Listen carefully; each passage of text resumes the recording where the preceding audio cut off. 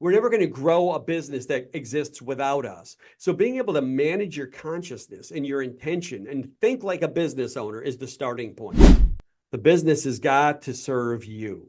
Lead yourself first. Most people just become a deeply ingrained version of who they've been in the past. But imagine if you could tear up the roadway, pull off the blinders, and actually create and invent yourself. That's powerful.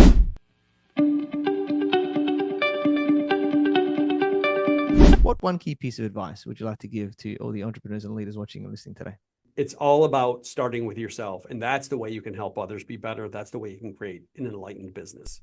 Hey, and welcome to another episode of the Business Growth Show. I'm your host, Ethan Cassiotis. And today I have an awesome guest. His name is Dr. Kevin Mays, and he is a conscious leadership expert and self-awareness junkie with over 20 years of experience. And he has spent years studying the mindset shifts that lead to lasting change, including researching the role of self-awareness in leadership for his doctoral dissertation. And Kevin has coached and trained thousands of leaders, helping them elevate performance and build intentional habits that drive results. Welcome, Dr. Kevin, and thank you for being on the Business Growth Show. I am fired up to be here. I'm excited. It's such great work, and I love the work you do, and I'm grateful to be here. So thank you. Yeah, awesome, mate. I'm sure it's going to be an amazing show for everyone watching and listening today. And you are a successful entrepreneur. So yeah, for those people who don't know who you are, introduce yourself by telling us more about you and your journey. Oh, absolutely. So I'm over here in Michigan in the great old United States, in the Great Lakes state. It's the state surrounded by the biggest lakes on planet Earth. Love it. And it's in my blood. It's actually in my blood. People think of Michigan, they think of the car companies. And that's originally, when I grew up, any job worth its salt was working for General Motors. It was the biggest company on earth at the time. My father worked there for 34 years.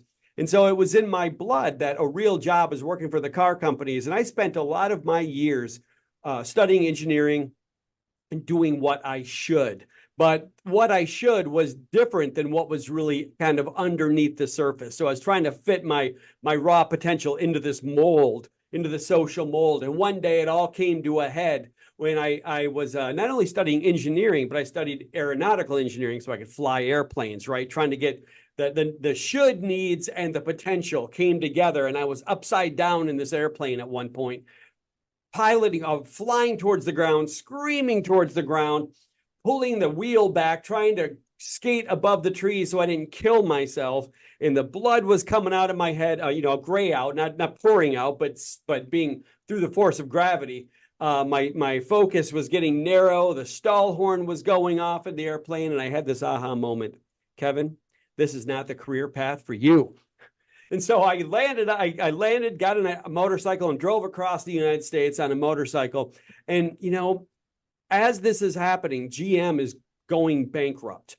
And so this idea I had that to do any job worth its salt, and our education, right? The myth they tell us, go to school to get a good job. What a lie. No, go to school to learn how to be a good business owner and good entrepreneur. That's what I learned when I was sitting. I drove across the coast, across the country, landed in California. My motorcycle broke down, didn't know anybody for 2,000 miles, completely out of money.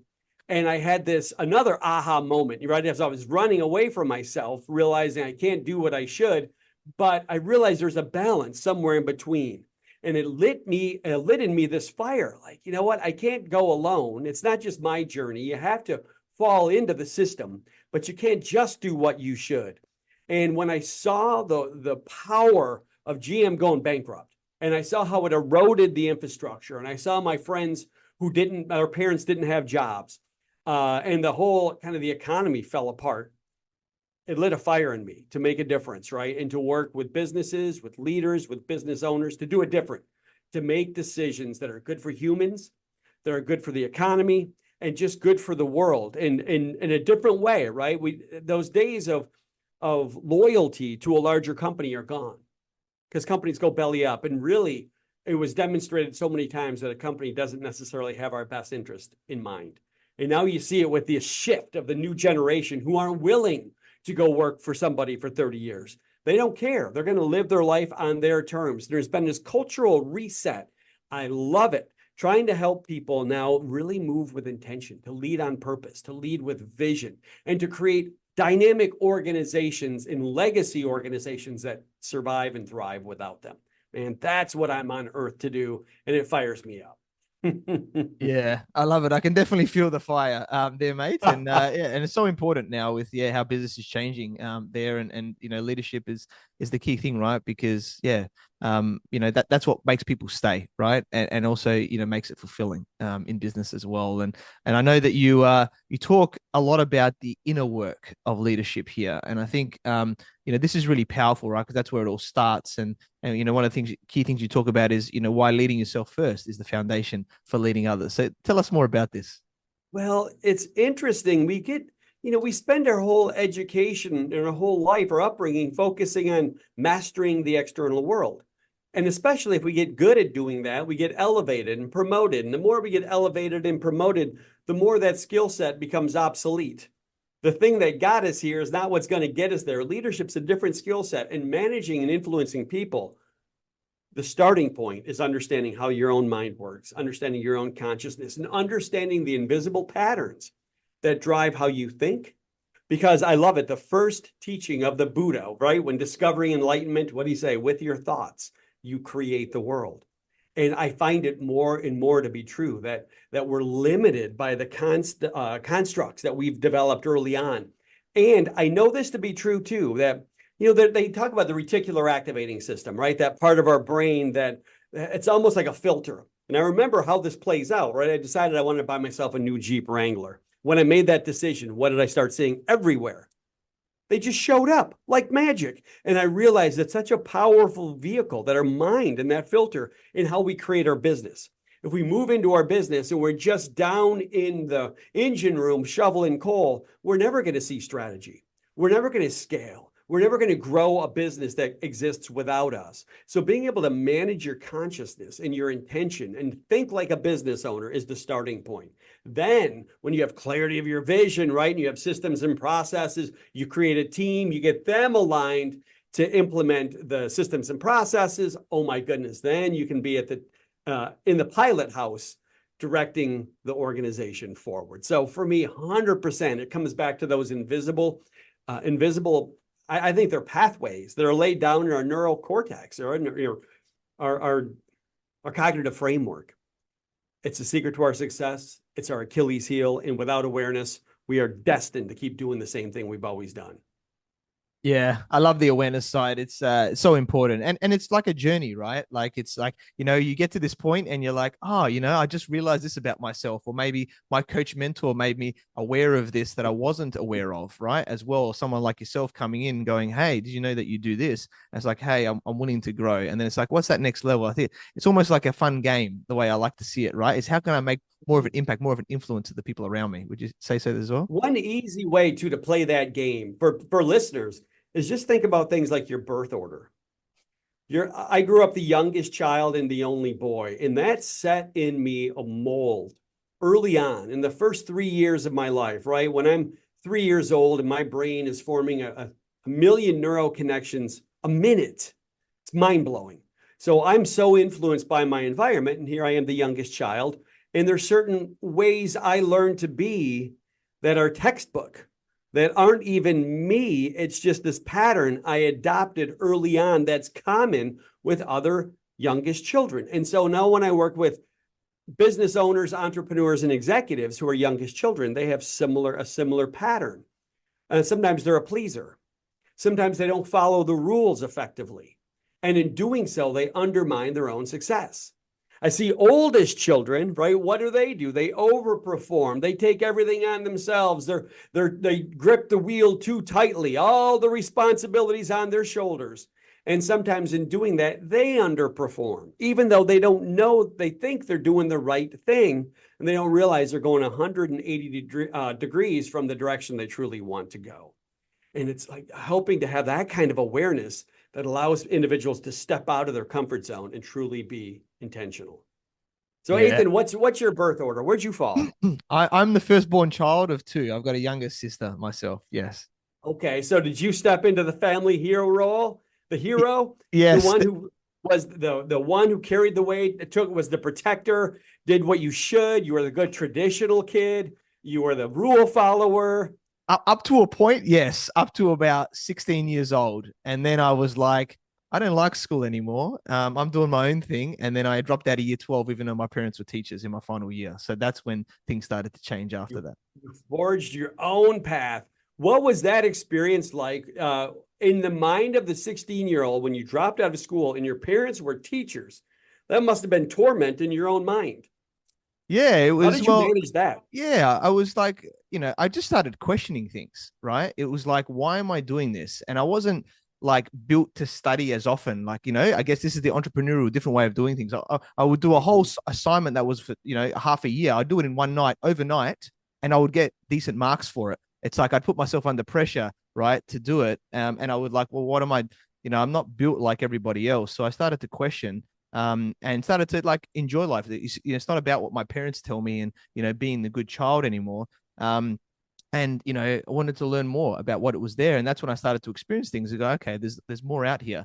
And then yeah, towards the end, I just wasn't enjoying it, and then there was an opportunity, and I was just like, no, I'm not gonna play the narrative of what this school wants and everything like that. That I wasn't enjoying it, so I'm just like, screw it, I'm just gonna do that and then forge my own path, and that's created a whole new dimension. And what I understand is that there's no one way, right, of doing it, and the quicker that we can break free from our parents' programming of us and have that awareness of going, how do I actually want to program myself? And then how do I want to program my child? I've got a 10-month-old, my firstborn now, at the moment, to be more conscious of how I lead myself and how I lead him and the other people around me. That's sort of where I'm at. Yeah, at the moment.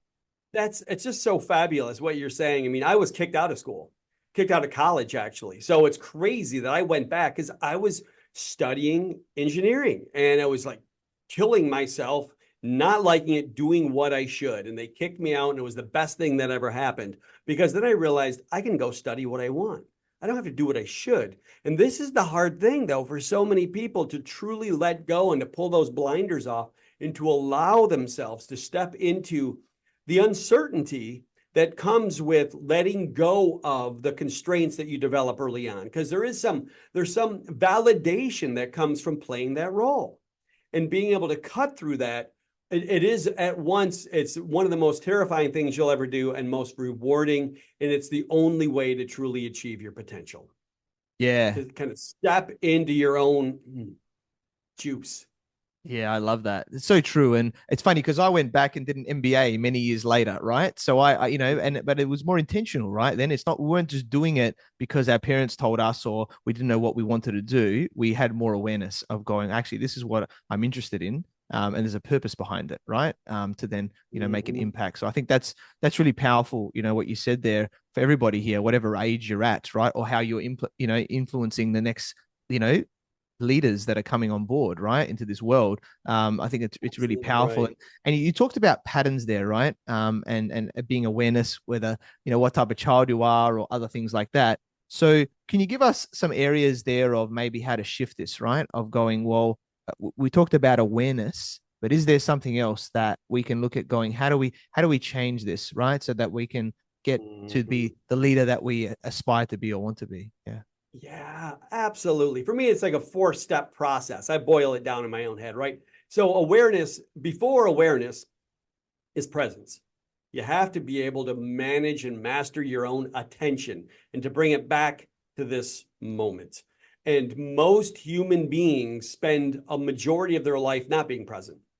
And it's amazing then we create all of this emotional baggage, not based on what's actually happening, but based on our fantasy of the past and all the story we tell ourselves, or the fantasy of the future and the story we tell ourselves, right? We look forward, we create angst, we create stress, we create fear. We look back. What do we create? Regret, guilt, shame, more stress, all kinds of garbage that isn't even based on what's actually happening now. So learning to be able to have the ability to come back to the present moment, step one. And it's not as easy as it sounds. It's a discipline. You have to practice it because our self-concept, right, and our ego identity exists by us not being present. When we're present, we start to cut through. So that's one of the first things, is just being able to cut through. The beautiful thing is that ego identity is both mental, physical, and emotional. So being present means sometimes feeling ways that don't feel good and not running away from it, right? Feeling guilt and not letting the guilt dictate our behavior. So just feeling whatever the emotion is. So step one, presence. Step two, awareness, like shining a light into your physical being, because your mind and body come together. Your emotion plays out in your physical being, right? I carry my stress. And as I grew up, right, in a very left-brained engineer environment, I learned my awareness was like above the neck. I didn't know there was an emotion. What is that? That's for other people. No, emotion is the human condition. When you wake up to it, you have power to understand, oh, that this feeling in my body, if I'm not aware, it's going to drive my behavior, because I'm going to move away from it and towards what feels good. We're hedonistic. So I move towards getting the reward. And in this way, we're like dogs being treat trained, right? We don't even see it or know it, but we move towards validation. And in that way, then again, if I'm the pleaser, I do everything to continually get pleasing results, right? To make people happy. And if people are dissatisfied, I'm upset. Well, that's monkey mind, right? Awareness of that pattern is core second step that is based on the foundation of presence. Presence, then awareness of what? Self, of mind, body, emotion. And then from that place, intention. Intention is simply non-reactivity. It's being able to think and behave in a way that is driven consciously, not reactively. It's not, and so that really takes shape in two ways. One is I see that that neural pathway, that ingrained success script, I call it, will often drive my thinking. But when that doesn't work and I get challenged, then I get into this caveman state where the emotionality drives me. So one is it's an ingrained program that's driving me. I think of them as my software, my ancient software, the DOS programming left over from when I was 3, 4, 5, 8, 10 years old. That drives me. And when I get a virus in the software, the caveman comes out, that'll drive me. So intention is about, and that's why awareness is so cool, to have awareness, to notice when that's happening because it's visceral, and to not react. That's intention. The fourth element, which for me is key, is to understand that if you're going to behave intentionally, it's really essential to have a state of towards what direction. What's your vision? Who are you becoming? Who's the human being you want to be on earth? And I love it. You talked about that. Interrupting the programming from your parents is great, but if you don't have clarity of who you're becoming, then we're just being pushed around by the winds of fate without really owning our power. So having clarity in our mind of who it is we're going to evolve into. We're constantly becoming. Most people just become a deeply ingrained version of who they've been in the past.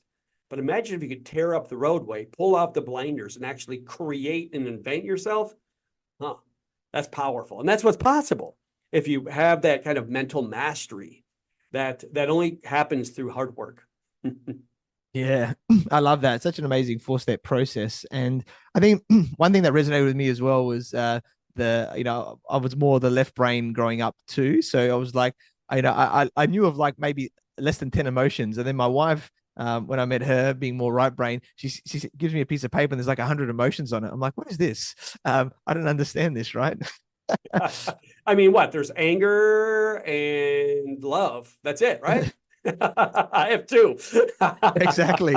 And then you're like, okay, how do I feel these things and what do these mean and everything else? And it's it's so interesting with that. Well, and I think that's where emotional intelligence comes in, right, as well, into this process. I love to know your thoughts on it too. Well, so for me, emotion is such an abstract thing that where I have found my wisdom is not even worrying about the emotion, but focusing on the sensation of the emotion. What's the actual sensation in my body right now?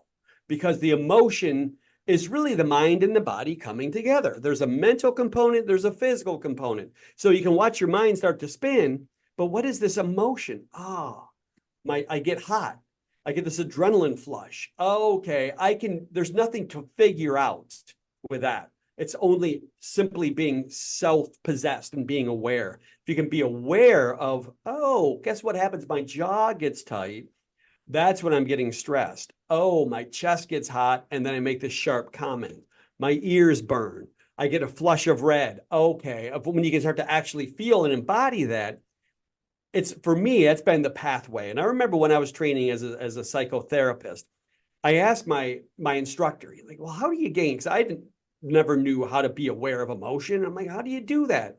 And he said, well, you just check in with yourself. And I thought that was the dumbest response I've ever heard. You check in with yourself. It put me on a meditation path where I spent months upon months upon months just in silent meditation retreats trying to understand what is this thing that we call emotion. What is the mind's connection to the body, and how do those two together, how do we use them together to create our life and to create an impact, to lead ourselves first, to lead our life, to lead others, to lead our company, to lead our enterprise, right? So for me, it's all leadership, but it starts with how we manage our consciousness and the interface between mind and emotion and body.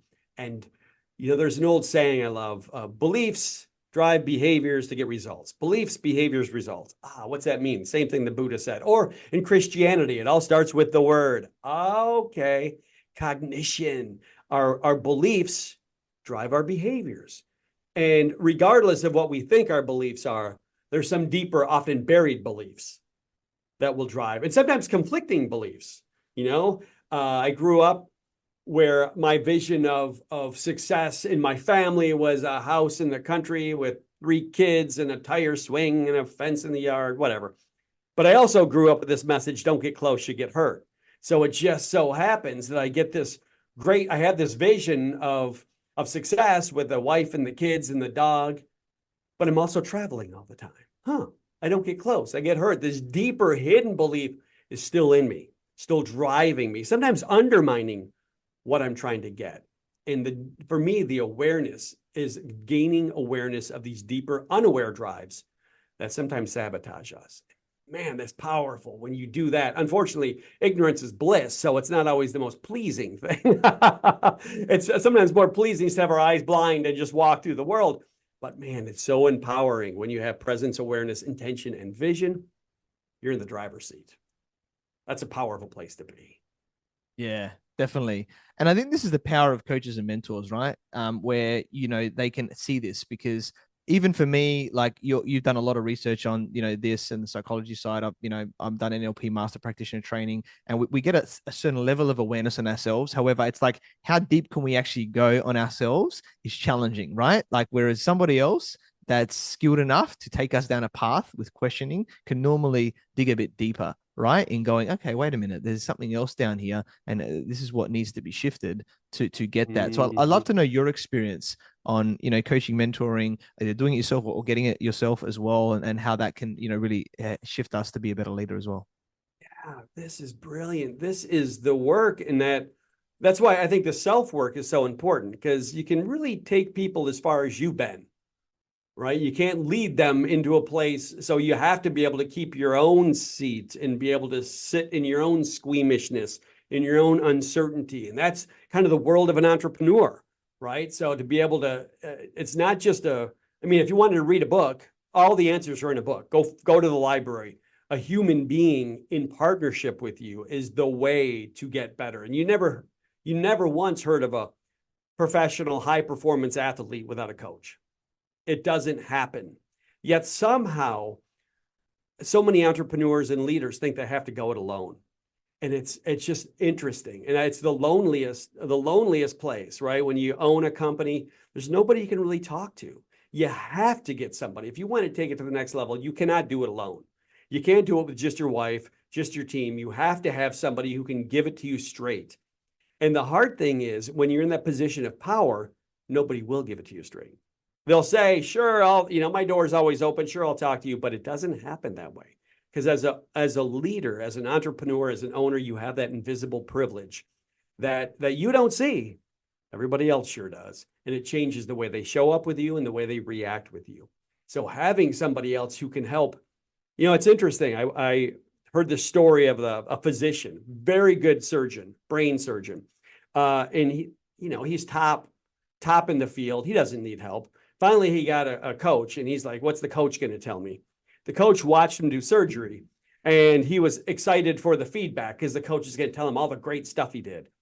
And the coach approached it. I remember the first piece of feedback, he said, so did you notice that about 48 seconds in, the light shifted slightly so it wasn't on the exact spot that you were operating? And the coach started to bring this perspective that the surgeon never even entered their consciousness. So many times business leaders are focused on the wrong thing, don't even know it and don't even see it and don't even know there's another way to do it. And it's their Achilles heel every time. They get in their own way. And that's the brilliance of a coach, of somebody who can bring this objective perspective and partner with them and help.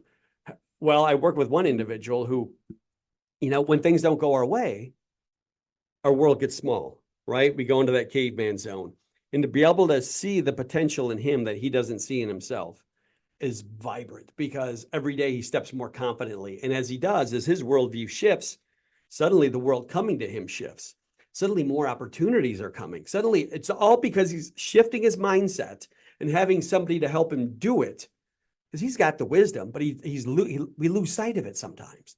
And we get caught in this claustrophobic tight space of our day-to-day.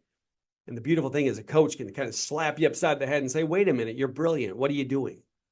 What are you doing? Bring your gift. Bring your gift. And it's just for me, it's the work of my heart, right? To see that kind of profound impact, to help others have their profound impact, and to grow a business legacy that feeds their family, feeds their community.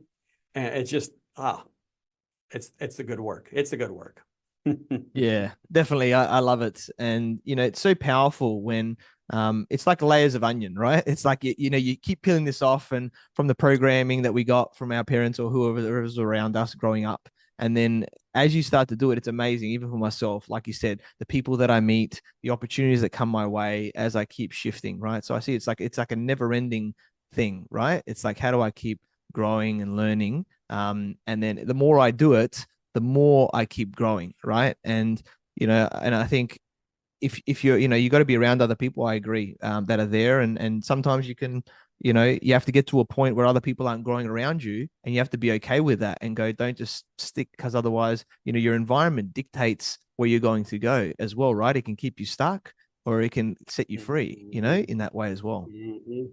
Yeah. And that's why I think it's so important to have clarity of your vision, right? And to, it's just a strange environment, a world we live in, right? Where we educate ourselves until we're 21 and then we're done. So that's the kind of the mold, right? And then people stop learning and just kind of do the same thing over and over the rest of their life until they expire. Wow, what if you could continue to grow and to learn? Socrates learned a foreign language at 80 and taught it at 85. We have this amazing capacity that most people forget to tap into, and they just get comfortable and then live their life comfortably. And comfort has always scared me, right? It's interesting. I've always been a high risk individual. And I mean, for me, it's like, I somehow it keeps me feeling alive, right? To be right on that edge, whether it's driving a motorcycle across the country or flying upside down or sailing, and that's the thing now, as I enter this phase in my life where I have children, and I can't just uproot and move to another country, another city. I have to stay there. And it's like, how do you continually find that excitement, that edge, while you're keeping grounded, right? And that's, for me, the entrepreneurial journey, and writing another book and coming out with another course and trying to elevate myself and continually evolving as a human. It's interesting too, when people around you don't, you realize you're the leader they're following. And then you must, especially as you have a 10-month-old, right? You must be the best version of yourself. And it's one interesting thing too. I'm thinking about my two kids. I've heard so many people talk about not wanting their kids to make the same mistakes they made.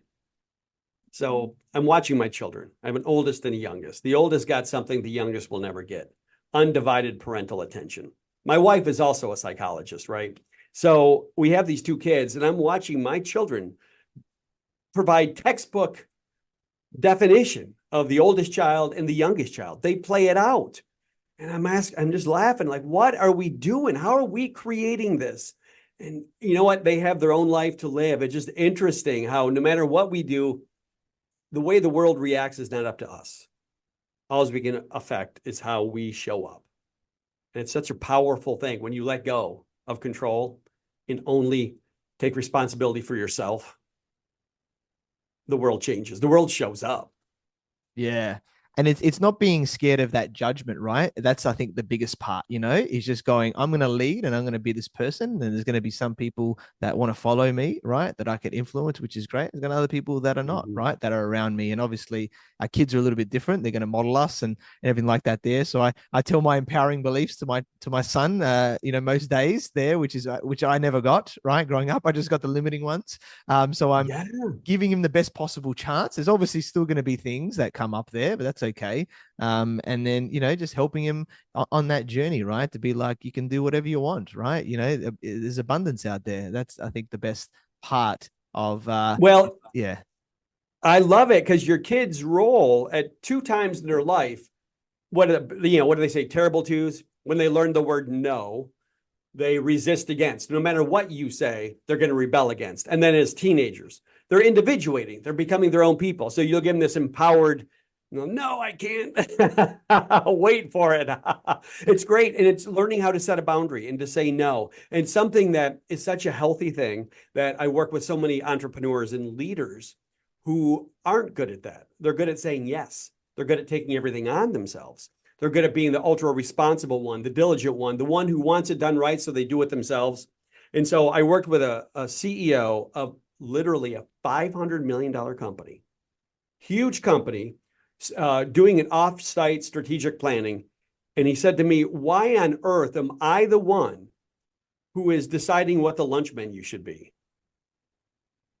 Where are you spending your mental energy? How does that happen? And how do you make sure that regardless of how you feel or what you think, you suspend those patterns, you don't react to the feeling, and you do the thing that's going to help you get where you want to go? Because more of the same is not what's going to get you there. Radical disruption is often called for. Radical disruption. And sometimes that's downright uncomfortable. And sometimes there's fear, and you don't let the fear dictate. You just drive headlong in.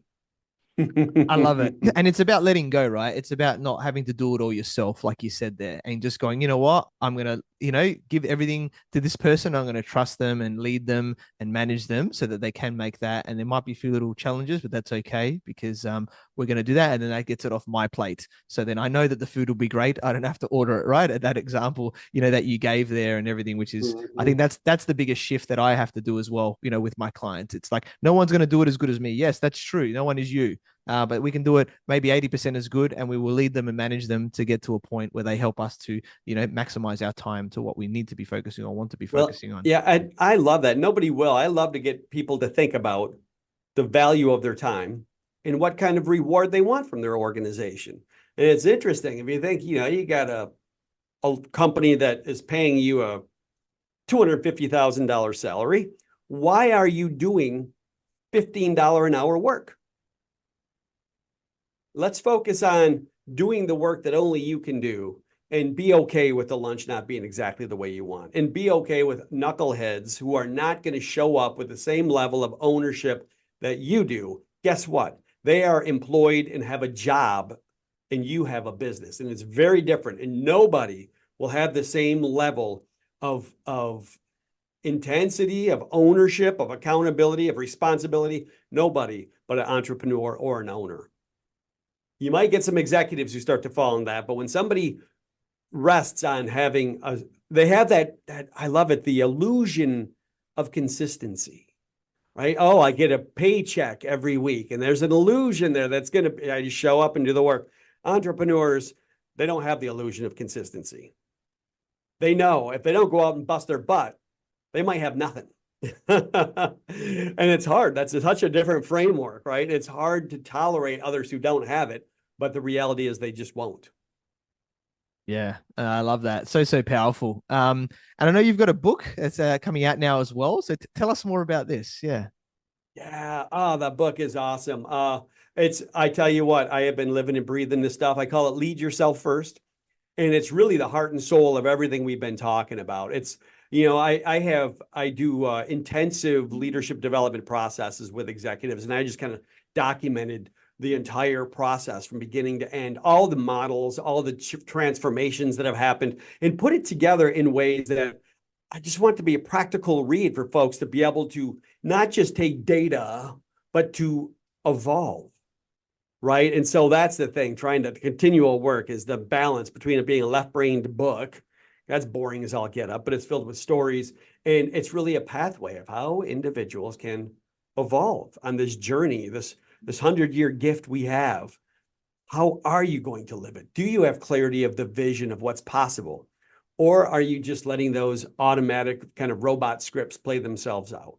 And that's the book. So it explores everything from birth order to our neurocircuitry. It gets into how the brain is wired, understanding purpose and leadership at the highest level possible in a way that is beyond management, but really into the heart of how we master our own consciousness so we can lead in a way that truly leaves a legacy and an impact. Yeah, amazing. Sounds really cool. I look forward to getting into that as well, mate. Really powerful. And yeah, it's been an amazing show. Having you here today, you've did a lot of value. And I guess as we're starting to wrap up here today, what one key piece of advice would you like to give to all the entrepreneurs and leaders watching and listening today? Well, it's so interesting that it comes back for me. The title of the book is Lead Yourself First. And we get so caught up in everything else and we lose sight of. And sometimes I've known too many people who lose sight of themselves. Their life falls apart in their attempt to grow their business. The business has got to serve you. Lead yourself first. Like the banker will say, pay yourself first. No, understand the relationships within the parts of your mind and be able to master those and uproot the old programming that doesn't serve you, plant some new seeds. Be the one in charge of your consciousness and your cognition. Recognize you have the ability to change that cognitive framework. And with that, you can change everything. But if you're only focused externally, only looking at doing the hard work externally, and you're not looking back once in a while and developing that presence and awareness, you might find out someday you're in a place you don't want to be. You have a successful business and your life could be miserable. And I've seen it more than once. It's all about starting with yourself. And that's the way you can help others be better. That's the way you can create an enlightened business. Lead yourself first.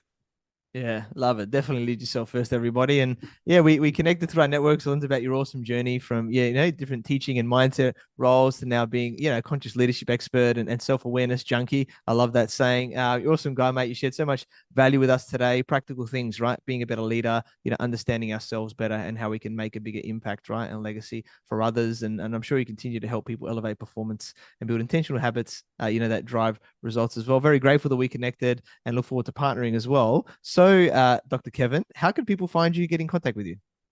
Yeah, just go to Mays, my last name, Mays, M-A-Y-S, maysleadership.com.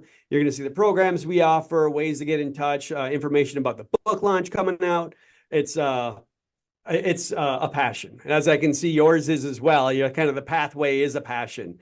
And go to maysleadership.com, join us on the journey, right? I mean, I think great minds have to come together, not even great minds, just people who have great passion and are on a pathway to be better, on a pathway to strip through and really achieve their potential. I've loved talking with you. This conversation is great. And for everybody listening, here's to your great success. Yeah, I love that. Definitely check it out there. Maze Leadership, the website and everything, the book. Sounds amazing. Look forward to getting stuck into it as well. And really just taking ourselves and our leadership to that next level, mate. It's been a pleasure interviewing you. And thanks for being on the Business Growth Show. Thank you. Be well. Thank you for watching and listening to the Business Growth Show, where we talk about everything on business growth. And please like, subscribe, and leave us a 5-star review. You can find me on LinkedIn, Facebook, Instagram, and YouTube as Ethan Cassiotis, or visit my website, ethancassiotis.com. And if you want to grow and scale your business, you'd reach out to me on any platform to see if we're a good fit. So until next time, remember that our business grows where we learn skills and take action using them in spite of fear. So let's create wealth and freedom together.